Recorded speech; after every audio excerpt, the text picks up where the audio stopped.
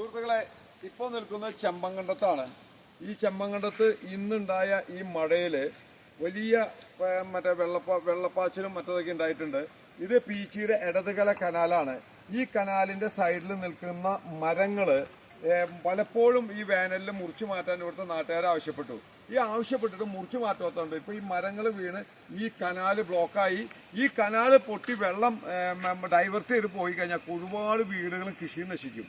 അപ്പൊ അതില് ഈ വീണ മരങ്ങൾ അടിയന്തരമായി മുറിച്ചു മാറ്റാനും ഈ കനാല് വൃത്തിയാക്കാനും ഈ കനാലിന്റെ സൈഡിൽ നിൽക്കുന്ന മരങ്ങൾ മുറിച്ചു മാറ്റി ഈ കനാലിലേക്ക് വീഴാതിരിക്കാനുള്ള സുരക്ഷത ഉറപ്പാക്കാൻ അധികാരികൾ തയ്യാറാവണം. അതുപോലെ തന്നെയാണ് ഏറ്റവും വലിയ വിഷയം, നമ്മുടെ ഇവിടുത്തെ